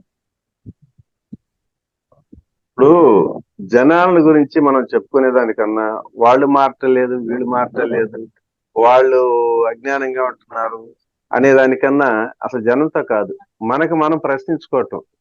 అసలు నేను ఎలా ఉన్నాను, నా ఆలోచనలు ఏంటి, నా భయాలు ఏంటి, సత్యం ఏమిటి అని ఎవరికి వారు ఆలోచించుకోవటం అవసరం. ఎంతసేపుండా మనం ఏంటంటే ఏంటో ఈ లోకం మారదు, ఈ మనుషులు మారరు, వీళ్ళ బుద్ధులు మారవు అని చెప్పి ఎంతసేపుండా ఈ లోకాన్ని, మనుషుల్ని, సమాజాన్ని, సొసైటీని నిందిస్తూ ఉంటాం. కానీ మన గురించి మనకు ప్రశ్నించుకోవటం అనేది చాలా అరుదు. అసలు నేను ఎలా ఉన్నాను, నేను నిన్న ఎలా మాట్లాడొచ్చాను, అక్కడేం చెప్పొచ్చాను, ఇక్కడేం ఆలోచిస్తున్నాను, ఎలా వ్యవహరిస్తున్నాను అనేది ప్రతి క్షణం మనల్ని మనం పరిశీలించుకుంటుంటేనే మనకి సత్యం అర్థమైద్ది. ఆ సత్యానుగుణంగానే మన నడవడిక అర్థం. ఈ లోకంలో ఎవరైనా సరే, ఈ లోకంలో ఏ కష్టం వచ్చినా దుఃఖం వచ్చినా ఏంటమ్మా ఏం చెబుతామండి, అదిగో పలానా రామిరెడ్డి వల్లనే మా జీవితాలు ఎంత దుఃఖం అయిపోయినాయి, ఎన్నో కష్టాలు అయిపోయాయి, ఆ మహానుభావుడు మమ్మల్ని ఎన్నో రకాల ఇబ్బంది పెట్టాడు, పలానా వెంకట్రావు వల్లనే మా జీవితాలు ఎట్ట అయిపోయినాయి, పలానా సుబ్బారావు వల్లనే ఇలా జీవితాలు అయిపోయినాయి. ఎప్పుడు ఇతర వ్యక్తుల్ని, పక్క వ్యక్తులు నిందిస్తూ ఉంటాం. కానీ అసలైన సత్యం ఏంటంటే ఇది మన ద్వారా మనం చేసుకున్న కర్మ యొక్క ఫలితమే ఇవాళ జీవితం నడుస్తుంది. ఎవడు మన జీవితాన్ని తీసినట్లా మనం చేసిన కర్మల యొక్క ఫలితాన్ని అనుసరించే ఇవాళ మన జీవితం నడుస్తుంది. ఆ సత్యం తెలుసుకుంటే మూడొంతుల భారం దిగిపోయింది. ఎందుకంటే ఇప్పుడు నా ద్వారా నేను చేసుకున్నటువంటి ఆ కర్మ ఫలితం ఏదనుకున్నప్పుడు అక్కడ అంత భారం ఉండదు, దుఃఖం ఉండదు.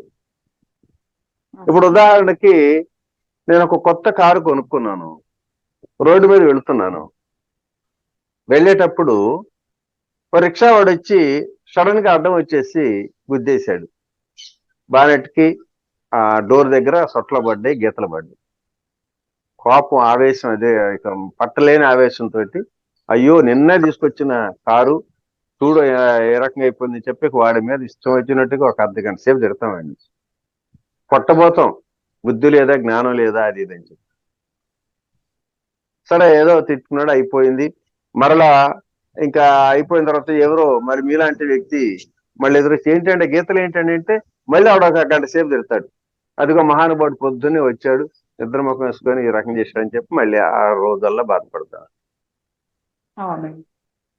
అదే కారుని మరొకసారి నేనే తోలుకుంటూ పోతున్నప్పుడు అన్ఎక్స్పెక్టెడ్ గా ఒక డివైడర్ గుద్దేసి యాక్సిడెంట్ జరిగింది. యాక్సిడెంట్ జరిగితే బానెట్ పగిలిపోయింది, చాలా బాగా డ్యామేజ్ అయింది. అయ్యో ఏంటి ఇలా అయిందా అని కాసేపు క్షణాలు కొంచెం బాధపడ్డా. సరే మళ్ళీ కారు నడుపుకుంటూ పోతుంటే మీలాంటి వ్యక్తి ఏంటండి కారు ఏంటండి అంటే ఏం లేదులేండి, ఏదో కొంచెం ఏదో పరాలక్షితంగా ఉన్నప్పుడు దప్పుకున్న డివైడర్ గుద్దింది, పర్లేదులే ఏముంది ఇన్సూరెన్స్ ఉంది కాబట్టి నేను వెళ్ళి ఆ కారును బాగు చేయించుకుంటాలి అని సింపుల్ గా చేస్తామంటే. ఒక రిక్షా వాడు వచ్చి ఒక గీత గీస్తేనే వాడిని ఇష్టం వచ్చినట్టు తిట్టేసి 5 రోజుల పాటు బాధ మర్చిపోలేము. ఇక్కడ నా ద్వారా నేను చేసుకున్నటువంటి కర్మ ఫలితం అనుకుని సత్యం తెలుసుకున్నప్పుడు ఇక్కడ బాధ, దుఃఖం ఉండదు. నేనే ఏం చేశాను, నేనే చేసుకున్నాను కాబట్టి, కానీ ఏమైంది నేను ఇన్సూరెన్స్ క్లెయిమ్ చేద్దాం అంటే సింపుల్ వదిలేస్తాను. అంటే ఇక్కడ ఏమర్థం అవుతుందంటే ప్రతిదీ ఇది నేను చేసుకున్నదే, నా ద్వారా నేను చేసుకున్నటువంటి కర్మ ఫలితమే అనే భావన మన మనసులో ఎప్పుడైతే ఉంటుందో అక్కడ నీకు అంత భారంగా ఉండదు, దుఃఖంగా ఉండదు, కష్టంగా ఉండదు. ఇప్పుడు నేను నడుచుకుంటా పోతుంటే మామూలుగా ఒకసారి కూర్చున్నప్పుడు ఎవరో ఒక వ్యక్తి వచ్చి మీ కాలు మీద ఒక రాయి వేసాడు, కాలు పగిలిపోయింది, ఏలు పగిలిపోయింది, రక్తం కారుతుంది. ఆ రాయి వేసిన మనిషిని ఇష్టం వచ్చినట్టు తిడతారు, 2 రోజులు మర్చిపోలేరు. మరి అదే ఇంకొక సందర్భంలో నడుచుకుంటూ పోతున్నప్పుడు ఒక రోడ్డుకి రాయి తగిలి ఎదురు దెబ్బ తగిలింది, కాలు పగిలిపోయింది, ఏలు రక్తం కారుతుంది. అయ్యో అయ్యో అని చెప్పి కొంచెం బాధపడ్డా. మరి కట్టుకున్న తర్వాత ఏంటండి కట్టేందంటే ఏం లేదండి, కొంచెం చూడకుండా ఎదురు దెబ్బ తగిలిందిలేండి అని సింపుల్ గా చెప్పేస్తారు. So Yes. కాబట్టి ప్రతిదీ ఇది నా ద్వారా నేను చేసుకునే కర్మ ఫలితమే అనే భావన మనసులో ఎప్పుడు రిపీటుండదో అక్కడంత బాధ, దుఃఖం, కష్టం అనేది అనిపించదు అనేది మనం అర్థం చేసుకోవాలి. ఇప్పుడు చెప్పినట్టు కానీ అంటే ఇప్పుడు ఆచరణలో ఉంటాం మాస్టర్. మళ్ళీ ఒక అర నిమిషం తర్వాత, ఒక అరగంట తర్వాత మళ్ళీ మన పరిస్థితి యథాస్థితిలో ఉంటుంది. ఏ జరిగినా కానీ ఎదుటి వాళ్ళపైన, ఈవెన్ నేను వేరే వాళ్ళని పక్కన పెడితే నా ఫ్యామిలీలో నా సంఘటనలు కూడా మనల్ని మనం సాక్రిఫైస్ చేసుకోలేకపోతున్నాం. ఇది నేను నా వల్లనే ఏది జరిగినా నేనే అనే ఒకటి మనకు రావట్లేదు. అదేగా అది మరి ఎంత అదే జ్ఞానం. ఆ జ్ఞానాన్ని కనుక తెచ్చుకోగలిగినప్పుడు మనం అక్కడ ఆ బంధాల్లో ఇరుక్కోలేం. ఆ జ్ఞానమే కావాలి మనకి. ఇప్పుడు మరణం అని తెలుసు మాస్టర్, అది ఎప్పటికైనా జరిగిద్ది. కానీ దాన్ని అదే మనము అవునవును, అదే జీర్ణించుకోలేకపోతాం. మరణం అనేది తప్పదు. పుట్టిన తర్వాత ఆ చావు అనేది మనకి అందరికి తెలిసిన సత్యమే. కానీ దాన్ని యాక్సెప్ట్ చెయ్యం. అమ్మో నాకా, అమ్మో నాకా, నాకు మరణం అని చెప్పి విపరీతమైన బాధపడతాం. ఏదో అదే చెయ్యాలి, ఏదో పెట్టాలి, ఇంకా అది కావాలి, ఇది కావాలి, పిల్లలు వాళ్ళకి అది చేయాలి. అంటే మన చేతిలో ఏది లేదని మనకు తెలిసి కూడా మనం దాన్ని అడ్జస్ట్ చేసుకోలేము. అసలు ఇది మనకి ఇంకా అదేనా ఇది రావాలి మాస్టర్, ఇంకా మనకు సాధన ఇంకా ఇంకా ఉంటుంది, చేస్తూనే ఉండాలండి. అవును, ఆ సాధన చేసుకుంటుంటేనే వస్తుంది. అది ఓకే, సాధన చెయ్యాలి. నేను థ్యాంక్ యూ ఈ మాస్టర్. మాయను గురించి ఒకటి రాశాను. మాయ మన స్వరూపాన్ని కప్పివేయటం ఎలా అనే దాని మీద. పరమాత్మ స్వరూపులైనటువంటి మనం ఈ లోకంలో అందాలు చూద్దామని వచ్చి ఈ ప్రాపంచిక పిచ్చి మాయలో పడి మన అసలు నిజ స్వరూపాన్ని మర్చిపోతున్నాం. ప్రాపంచిక మాయలో మునిగిపోయాం. ఈ మాయ మహా విచిత్రమైనది. ఇది ఎంత అర్థం చేసుకుందామని అర్థం కాదు. భగవంతుడు జీవుడు ఇద్దరు ఆత్మస్వరూపులే. కానీ భగవంతుడు మాయాధీనుడు, అంటే మాయకు ఆధీనుడు కాడనమాట. అంటే మాయకు యజమాని. మాయ ఆయన ఆధీనంలోనే ఉంటుంది. కానీ జీవుడు మాత్రం మాయాధీనుడు, అంటే మాయకు ఆధీనుడై ఉంటాడు, మాయ యొక్క ఆధీనంలో ఉంటాడు. దీనికి ఎగ్జాంపుల్ ఏంటంటే ఉదాహరణకి మీకు కారు ఉందనుకోండి, దాన్ని నడపటానికి ఒక డ్రైవర్ని పెట్టుకుంటారు. మీ ఇద్దరికి ఆ కారుతో సంబంధం ఉంటుంది. అవసరమైతే ఇద్దరూ నడుపుతారు. ఒకరోజు సరదాగా మీ భార్యతో గడపాలని షికారుగా మీ కారును డ్రైవ్ చేసుకుంటూ పక్కనే డ్రైవర్ని కూర్చోబెట్టుకొని రామోజీ ఫిల్మ్ స్టూడియోకి వెళ్ళారనుకోండి. ఇప్పుడు డ్రైవర్ని పిలుస్తావు, డ్రైవర్ని పిలిచి రావాయి అని చెప్పని, సరే ఏదో నీకు డ్రైవ్ చేయాలని ఒక కోరిక కలిగి ఆయన్ని పక్కన కూర్చోబెట్టి నువ్వు డ్రైవ్ చేసుకుంటూ పోతా ఉంటావు. రామోజీ ఫిల్మ్ స్టూడియో కదాకి వెళ్తారు ఫ్యామిలీ మెంబర్స్ అంతా కలిసి. సరే రామోజీ ఫిల్మ్ స్టూడియోకి వెళ్ళిన తర్వాత ఆ లోపలికి వెళ్ళి సాయంత్రం దాకా ఆనందించి తిరిగి మీ కారులో ఇంటికి వచ్చారు, అంతే కదా. కారుని అక్కడ పెట్టేస్తారు. కారుని అక్కడ పెట్టి ఏం చేస్తారు, డ్రైవర్కి ఇస్తారు. మేము వచ్చేదాకా ఈ కారుకి జాగ్రత్తగా చూసుకుంటామని అని చెప్పి మీరు వెళ్ళి ఆ సాయంత్రం దాకా చక్కగా రిలాక్స్ అయ్యి అంతా తిరిగి వచ్చేస్తారు. మళ్ళీ ఇంటికి తిరిగి వస్తారు, అవునా. కానీ మీ డ్రైవర్ మాత్రం కారుతో పాటు, ఇప్పుడు మీతో పాటు డ్రైవర్ వచ్చినా సరే మీతో పాటు లోపలికి రాలేడుగా. ఆ కారు దగ్గర కూర్చొని కారుకి జాగ్రత్త కాపలా కాసుకుంటూ ఉంటాడు సాయంత్రం దాకా. పోవటానికి వెళ్ళేది ఎటు కూడా, అమ్మో మరి మన కారు ఇచ్చాడు కాబట్టి కారుని జాగ్రత్త చూసుకోవాలి, పక్కకు పోతే కారుకి ఏమైనా డ్యామేజ్ అవుతే వాడు తీసుకెళ్తారని చెప్పి భయంతో ఆ కారుకి కాపలాగా అక్కడే ఉంటా ఉంటాడు, అవునా. మరి మీరేం చేస్తారు, కారు మీదైనా సరే మీకు ఫ్రీడమ్, స్వేచ్ఛ. ఉన్నారు కదా, మా కార్ని అక్కడ పడేసారు, లోపలికి వెళ్ళారు, మీకు ఇష్టం వచ్చినట్టుగా ఎంజాయ్ చేశారు, తిరిగి వచ్చారు. అవసరం అయితే ఆ కారులో ఎక్కుతారు, లేకపోతే ఆ కారుని పక్కన వదిలేసేస్తారు, నువ్వు చేస్తారు. కానీ డ్రైవర్ అట్లా చేయలేడే. మీతో పాటు వచ్చినా మరి మీతో పాటు తిరగలేడు, బయటికి పోలేడు. ఆ కారు దగ్గర కారుని జాగ్రత్తగా చూసుకుంటూ కాపలా కాసుకుంటూ ఉంటాడు. కారు మీరే నడిపినా మీరు స్వేచ్ఛా జీవులు. మీ డ్రైవర్ మాత్రం దానికి సేవకుడుగా ఎంతసేపు అయినా దాన్ని కాపలా కాస్తూ ఉండాల్సింది.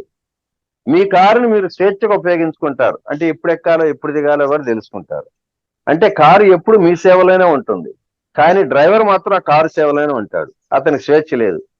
ఎంత కష్టమైనా దాని సేవలోనే ఉండిపోవాల్సింది. ఇది మాయకై. అట్లాగే ఇక్కడ ఏంటంటే నువ్వు భగవంతుడివి, కారు అనేది మాయ. ఇవనేది భగవంతుడు అని సత్యం అది, కానీ కారు అనేది మాయ. డ్రైవర్ ఏమో జీవుడు. మీ ఆధీనంలో కారు ఉన్నట్లు ఆ మాయ భగవంతుడి ఆధీనంలోనే ఉంటుంది. ఇప్పుడు ఆ కారు మీ ఆధీనంలో ఉంటుంది అన్నప్పుడు మీరు ఎలా కావాలంటే స్వేచ్ఛగా ఉపయోగించుకుంటారు. అవసరమైతే అక్కడ వదిలేస్తారు, లేకపోతే మళ్ళీ డ్రైవ్ చేస్తా ఉంటారు, ఇంకోసారి తీసుకెళ్తా ఉంటారు. అంతా మీ ఆధీనంలో ఉంటుంది. డ్రైవర్ కారు ఆధీనంలో ఉంటాడు, డ్రైవర్ మాత్రం ఆ కారు ఆధీనంలో ఉంటాడు. అలాగే జీవుడు మాయాధీనంలో ఉంటూ, మాయ అనే ఆధీనంలో ఉంటూ అనేక కష్టాలు దుఃఖాలు అనుభవిస్తూ ఉంటాడు. ఆ మాయను అర్థం చేసుకునే జ్ఞానం భగవంతుడికి ఉంటుంది. జ్ఞానం లేని జీవుడు మాయకు దాసుడై శ్రమిస్తుంటాడు, దుఃఖిస్తుంటాడు. మన కంటికి చేయిని అడ్డం పెట్టి సూర్యుని వంక చూస్తుంటే సూర్యుడు కనపడడు. మరి మన చేయి ఆ సూర్యుడిని కప్పేసిందా అంటే కానే కాదు. మన చేయి మన కళ్ళను కప్పివేయటం వల్లే సూర్యుడు కనిపించడం లేదు కదా. అలాగే మాయ భగవంతుడిని కప్పలేదు, జీవునే కప్పేస్తుంది. ఇక్కడ మాయ అంటే అజ్ఞానం. ఈ అజ్ఞానం తొలగిస్తే కానీ జ్ఞానం రాదు. జ్ఞానం వస్తే మన స్వస్వరూపం మనకు తెలుస్తుంది. అది అట్లా చాలా వివరాలు రాసి ఉండేది. మీరు ఆ లింక్ పెడతాను, ఆ లింక్ ని వినండి. రోజు ఒక చాప్టర్ చొప్పున వినొచ్చు, ఇబ్బంది ఏం లేదు. తప్పకుండా నేనే చెప్పాను దాన్ని. ఇంకా ఇంకెవరన్నా మాట్లాడాలా? ఇంకా ఎవరైనా డౌట్స్ ఉంటే అడగండి సార్. మాస్టర్స్ డౌట్స్ ఉంటే అడగండి సార్ దగ్గర. బాగా వివరణ ఇస్తారు మాస్టర్, మంచిగా సాల్వ్ చేసుకోవచ్చు. ఎవరైనా డౌట్స్ ఉంటే అడగండి.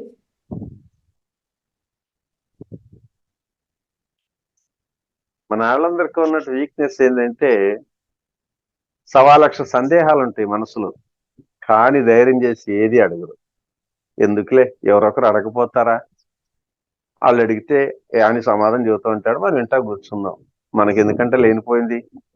మన ఏదైనా అడిగామనుకో, అయ్యో ఈయనకేంటి ఇంత మాత్రం తెలియదు అంటారు. అంతే అంతే, గుంపులో గోవిందలాగా నలుగురితో పాటు కూర్చుంటే ఒకళ్ళు అడుగుతారు, సమాధానం చెబుతా ఉంటాడు. అడిగిన దానికి సమాధానం చెప్పారనుకో, మళ్ళీ మనసులో అనుకుంటారు, అబ్బా నా మనసులో కూడా కరెక్ట్ గా ఇదే ఉందండి, కరెక్ట్ గా అదే అడిగిందండి అమ్మ, భలే చెప్పారండి అని అనుకుంటారు. మనం తప్పు అన్నీ చేస్తూనే మళ్ళీ దేవుడి పైన భారం వేస్తాం కదా. ఇంత అంటే అది సాధ్యమైన మాస్టర్. ఇప్పుడు ప్రతిదీ మనం ఏదో ఒక తప్పు చేస్తాం, దేవుడా ఇది జరిగింది అని మళ్ళీ మా దేవుడికే మొక్కేస్తాం. దేవుడు మనలోనే ఉన్నాడని తెలిసి మనం తప్పు చేసి మళ్ళీ దేవుడిని వెతుకుతాం. అదే మరి. ఇప్పుడు అంటే మన పెద్దలు ఏంటంటే, ఇప్పుడు మనం ఏదైనా కష్టం వచ్చినప్పుడు, మనకి భయంలో బాధలో ఉన్నప్పుడు మనకి ఆప్తులు వచ్చి రక్షిస్తారంటే ఒక ఆశతో ఉంటాం కదా, ప్రేమలశలు. అట్లాగే ఏ కష్టాల్లో దుఃఖాల్లో కూడా నీకు భగవంతుడు అనేవాడు ఉన్నాడు అనేది మన చిన్నప్పటి నుంచి పెద్దలు మనకు నూరిపోసారు. సో ఆ భయం, ఇప్పుడు మనం నడుస్తున్నప్పుడు, ఒంటరిగా నడుస్తున్నప్పుడు ఒక టైంలో మన నీడ మనకు వెంటాడుతుంటే భయం, కానీ అది నీడ తెలుసుకోలేం.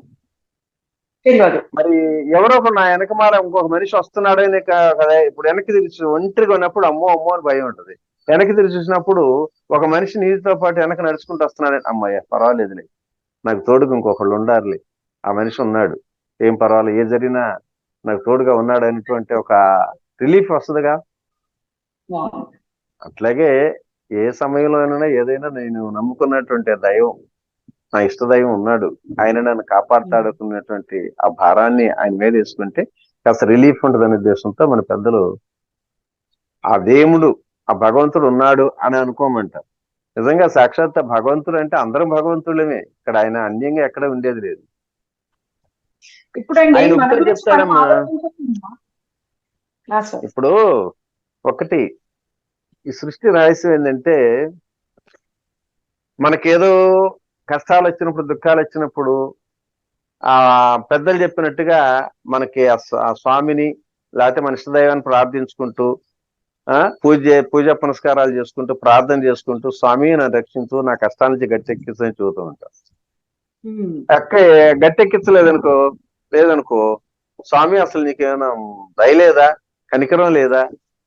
నేను ఎన్ని రకాలుగా నిన్ను పూజిస్తున్నాను, ఆరాధిస్తున్నాను, ప్రార్థిస్తున్నాను, నా మొర ఆలకించని చెప్పి మళ్ళీ ఆయన మీద ఎదురు తిరిగి చూస్తా ఉంటాను.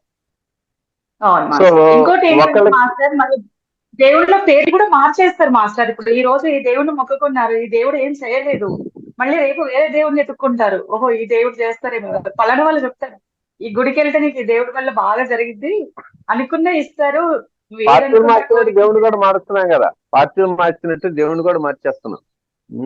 కోరికలు మారినట్టు మన కష్టాలు మారినట్టు దేవుణ్ణి కూడా మార్చేస్తున్నారు.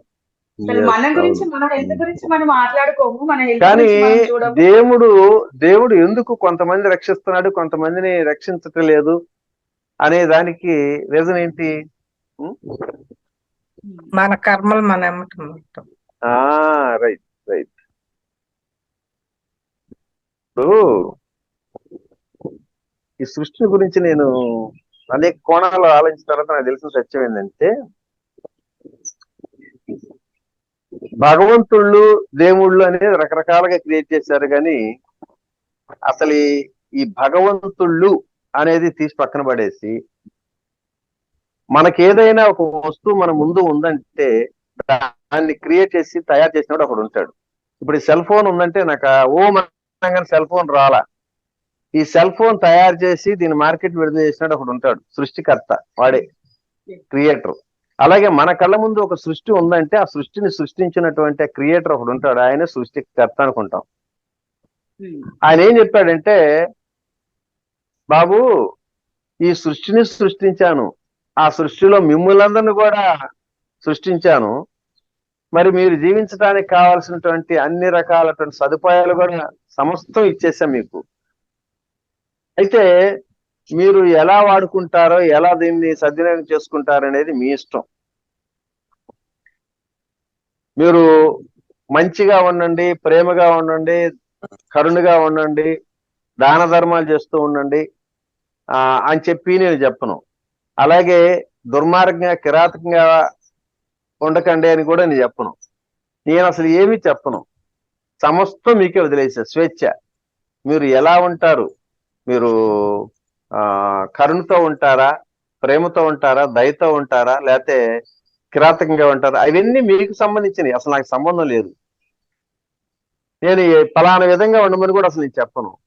కాకపోతే ఒక సత్యం మాత్రం మీరు తెలుసుకోవాలి, ఈ సృష్టిలో మీరు ఏ పని చేసినా ఆ పనికి తగిన విధంగా ఒక ఫలితం అనేది వస్తుంది, ఆ ఫలితాన్ని మీరే అనుభవించాలి. ఆ ఫలితాన్ని తగ్గట్టుగా మీరు అనుభవిస్తూ ఉండి మీరు ఒక కర్మ చేసి ఆ కర్మ తగిన ఫలితాన్ని అనుభవించేటప్పుడు అక్కడ కష్టం, దుఃఖం, బాధ వచ్చినప్పుడు అప్పుడు నా ఎంట పడతారు, స్వామి నన్ను రక్షించవా, నన్ను కాపాడవా అని చెప్పి. నేను నిమిత్త మాత్రమే, నేనేమీ చేయలేను, సాక్షిభూతంగా గమనిస్తూ ఉంటాను తప్పితే నిన్ను రక్షించను లేను, భక్షించలేను, నీ కష్టాలు చేయలేను. ఆ కష్టాలకి బాధలకి అన్నిటికీ నువ్వే కారణం కాబట్టి దాని నుంచి ముక్తులు కావటం కోసం నీకు నువ్వు ప్రయత్నం చేసుకోవటమే కానీ నేనేమి చేసేది లేదయ్యో అని చెప్పి ఆయన నిమిత్త మాత్రుడుగానే మనకి సత్యాన్ని చెప్పాడు. ఆ సత్యం అర్థం కాకుండా మనం ఏ కష్టం వచ్చినా దుఃఖం వచ్చినా మన పెద్దలు చెప్పినట్టు మన ఇలవెల్పు, ఇష్టదైవం, కులదైవం అంటూ ఆ బొమ్మలు పెట్టుకొని ఆ బొమ్మలకు ప్రార్థన చేసి పూజలు చేసి ఒకసారి గట్టెక్కితేనేమో ఆహాని అంత లేడంటాం, ఏమి గట్టెక్కకపోతేనేమో అబ్బాయి ఆ దేవుడు కాదు ఇంకొక దేవుడు అయితే అసలే కోరకుండానే వరాలు ఇస్తాడంటే చెప్పి పార్టీలు మార్చడం ఇన్ని అజ్ఞానాలు కూర్చుంది. ఓకేనమ్మా, నేను ఆ లింక్ పెడతాను. ఏమ్మా మీ పేరేంటో? ఆ లింక్ ఓకే సార్, ఆ లింక్ పెడతాను, ఆ లింక్ ని ఓపెన్ చేసి మీరు వింటా ఉండండి. సరే, ఎనీహౌ మరి ఇంతటి అద్భుతమైనటువంటి అవకాశాన్ని కలిగించి నా ఈ ఆనందానుభూతులు మీ అందరితో షేర్ చేసుకోవటానికి అవకాశం కలిగించిన మీ అందరికి మరొక్కసారి హృదయపూర్వక ధన్యవాదాలు తెలియజేస్తూ, నిత్యం ధ్యానం చేయండి, జ్ఞానం పొందండి. ఇంకా ఎవరికన్నా డౌట్స్ ఉన్నాయా రవీంద్ర గారు? ఒకటి, చెట్టును వదిలి కొమ్మ ఉండలేదు, అవునా? నీటిని వదిలి చేప ఉండలేదు, మరి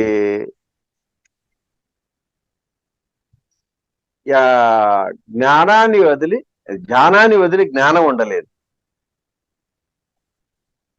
చెట్టును వదిలి కొమ్మ ఉండలేదు, నీటిని వదిలి చేప ఉండలేదు, జ్ఞానాన్ని వదిలి జ్ఞానం ఉండలేదు. అంటే జ్ఞానం రావాలంటే ఖచ్చితంగా ధ్యానం చేయాలి. ధ్యానం చేస్తే జ్ఞానం వస్తుంది అన్న సత్యం మనం తెలుసుకోవాలి. Okay, sir thank you. ఎవరమ్మా? నమస్తే సార్. నమస్తే, చెప్పండి. ఇప్పుడు శరీరము, మనస్సు, బుద్ధి, ఆత్మ, పరమాత్మ అంటున్నాం కదా సార్. ఉమ్. అక్కడ చిత్తం అనేది ఎక్కడ సార్? అది చిత్తం అంటే ఏం సార్? అది మనస్సేనా, చిత్తమా? చిత్తం. ఇప్పుడు మనస్సు, బుద్ధి, చిత్తము ఈ మూడు రకాలుగా వింటున్నాం మనం. మనస్సును చెప్పుకుంటున్నాం, బుద్ధిని చెప్పుకుంటున్నాం, చిత్తాన్ని చెప్పుకుంటున్నాం. మరి ఈ మూడు ప్రతి మనిషిలోనూ ఉంటాయి అనుకుంటున్నాం. ఏమండి ఇప్పుడు ఈ మూడు విడివిడిగా వేరువేరుగా ఉంటాయా అనేది మనకు డౌట్. ఇప్పుడు నేను నా భార్య దగ్గరికి వెళ్ళినప్పుడు ఆవిడ దృష్టిలో నేను భర్తను. అదే నా కొడుకు దగ్గరికి వెళ్తే తండ్రిని, అవునా? నా చెల్లెల దగ్గరికి వెళ్తే అన్నను. ఒక్కటే వ్యక్తిని, కానీ అక్కడ ఒక్కొక్కరు దృష్టిలో ఒకళ్ళు. నా భార్య నన్ను భర్తగానే గుర్తిస్తుంది, మరి కొడుకేమో తండ్రిగానే గుర్తిస్తా ఉంటాడు, చెల్లెలేమో అన్నగానే గుర్తిస్తుంది కదా. ఒక్కనే కదా నేను. అట్లాగే ఈ పేరు పెట్టుకుంటాం. మనసు, చిత్తము, బుద్ధి అన్ని కూడా, అహంకారం ఇవన్నీ కూడా మనసుకు సంబంధించినవి. ఒకటే. కాకపోతే వివిధ స్థాయిలో మనం ఏ విధంగా మార్పు చెందుతూ ఉంటామో అది ఆ రకరకాలుగా ఆ పేర్లు క్రియేట్ చేసుకుంటూ వచ్చారు. కానీ మూడు కూడా ఒకటే. చిత్తం అనే సపరేట్గా ఉండదు, అంతా దీంట్లోనే కలిసే ఉంటుంది, ఆ మనసులోనే కలిసి ఉంటుంది. ఈ చిత్తం అసలు ఒక రకంగా చెప్పాలంటే నా మనసు నా మాట అంటలేదు, నా మనసు నా మాట అంటలేదు అనుకుంటాం. మనసును జయించాలి అనుకుంటాం. అసలు మనసును కాదు, చిత్తాన్ని మార్పు చేసుకోవాలి, చిత్తశుద్ధి జరగాలి. అందుకే యోగి వేమని చెప్పాడు, చిత్తశుద్ధి లేని శివపూజలేరా అని చెప్పాడు కదా. మరి పతంజలి మహాచార్యుడు చిత్త వృత్తి నిరోధ యోగ అంటే, యోగం అంటే చిత్తాన్ని, ఆ చిత్తంలో వృత్తులను నిరోధించినప్పుడే నీకు యోగం కలుగుతుంది ఆయన అన్నాడు. కాబట్టి చిత్తాన్ని మార్చుకోవడం కోసం ప్రయత్నం చేయాలి. ఒక రకంగా చెప్పాలంటే మన జీవితం అనే సినిమాకి డైరెక్టర్ చిత్తమే. ఆ చిత్తంలో మార్పులు జరిగితేనే మనం మన లక్ష్యాన్ని, గమ్యాన్ని చేరుకోవడానికి సాధ్యం అవుతుంది. ఆ చిత్తంలో అనేక రకాలటువంటి, ఇప్పుడు మనస్సుది ఏముంది? అసలు మనస్సు చేసేది 4 పనులు. ఒకటి గుర్తు చేస్తుంది, స్పందిస్తుంది, అనుభూతి చెందుద్ది, మళ్ళీ ఆలోచిస్తుంది, మర్చిపోయిద్ది. అంతే 4 పనులు. ఇప్పుడు నిన్న ఏం కూరమ్మా అని చెప్పని అడిగితే నిన్న కూర ఏంటబ్బా అని రకరకాలుగా ఆలోచిస్తూ ఉంటావు, చెప్పలేవు. కానీ 10 సంవత్సరాలు నిన్ను ఎవడైనా సరే మరి దారుణంగా మోసం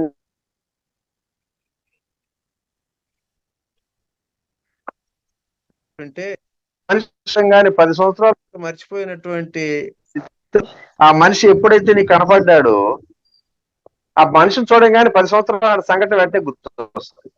అది ఎక్కడ ఉందంటే చిత్తంలో భద్రపరచుకోలేదు. కాబట్టి ఆ మెమరీస్ అన్ని చిత్తంలో పేరుకుపోయి ఉంటాయి. కాబట్టి ఆ చిత్తాన్ని శుద్ధి చేసుకోవటం అనేది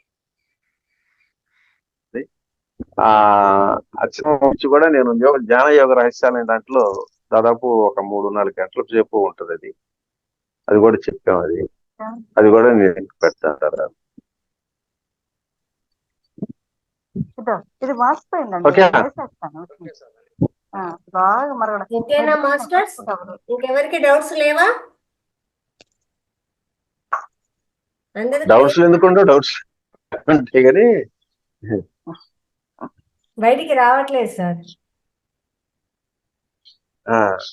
పర్లేదు, అందుకనే లింక్ పెడతా నీకు, ఆ లింక్ ని క్లిక్ చేసి.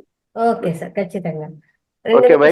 కూర్చొని ధ్యానం చేద్దామమ్మా సార్ అందరూ ముందు 5 minutes ధ్యానం చేసి, ఎందుకంటే మనకి కార్యక్రమం చివరి కూడా ధ్యానం కంపల్సరీ కాబట్టి అందరూ ధ్యాన స్థితిలోకి రండి.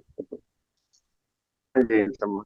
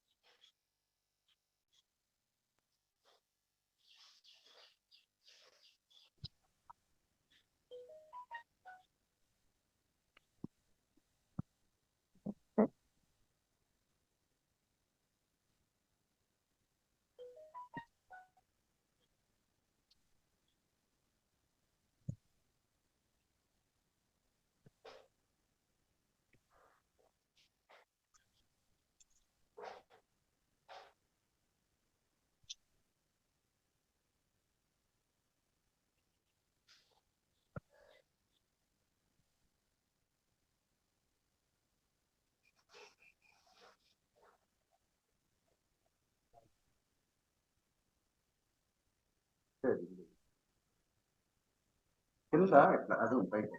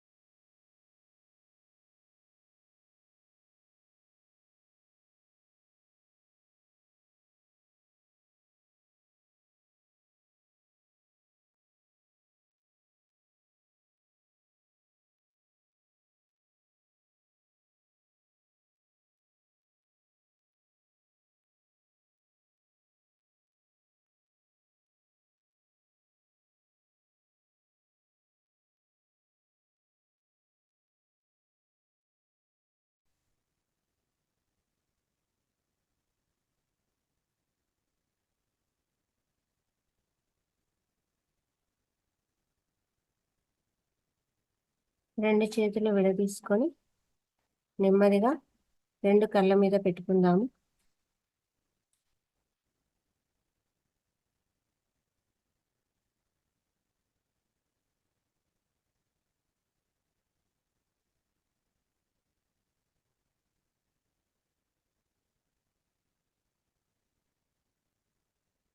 రెండు చేతులు విడదీసుకొని రెండు కళ్ళ మీద పెట్టుకుందాము.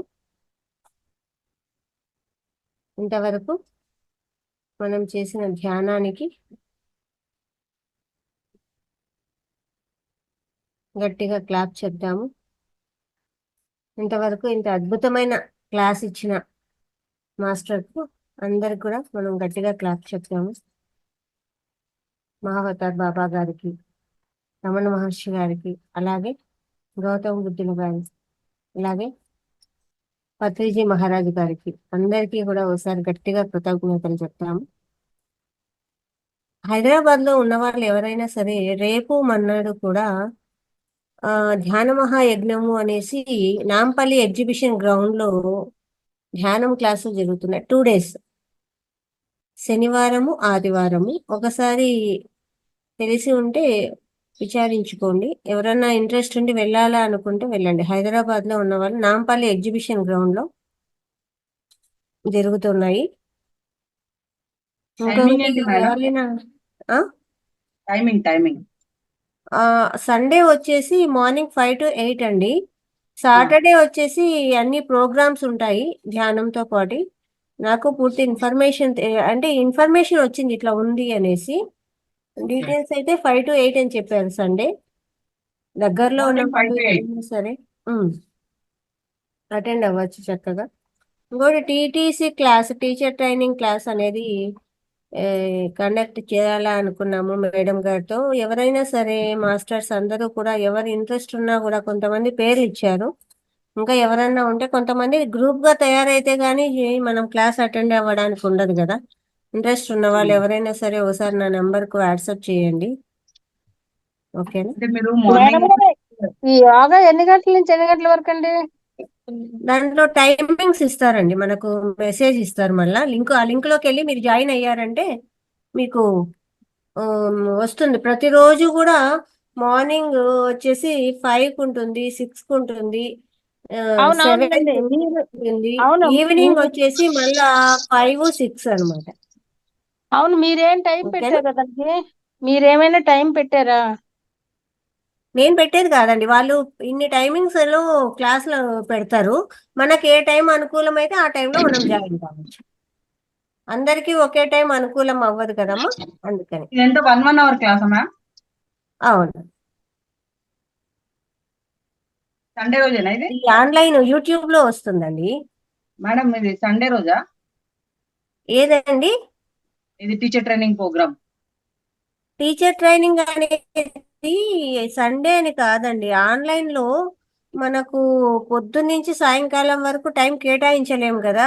అందుకని అవునండి. మేడం పర్ డే 3 hours తీసుకుంటా అన్నారు. అందుకని ముందు మనం ఒక 10 members అన్నా అయితే మేడంకి చెప్పచ్చా, మేడం మేము రెడీగా ఉన్నాం 10 members అని. అప్పుడు మేడం మనకు ఒక టైం ఇస్తుంది అనమాట. ఇప్పుడు ఏమీ లేదు, ముందు మెంబర్సే తయారు కాకపోతే మేడంతో ఏం మాట్లాడాలి చెప్పండి. ఇప్పుడు మాకు 6 members అయినాము. ఇంకా ఎవరైనా సరే జెంట్స్ కూడా ఎవరైనా ఇంట్రెస్ట్ ఉన్న వాళ్ళు ఆ కోర్సుకు వస్తే, ఇంట్రెస్ట్ ఉంటే ఖచ్చితంగా ఇంట్రెస్ట్ నా ఉంది కానీ మేడం నెంబర్కి టైం ఒకసారి కుదరదు.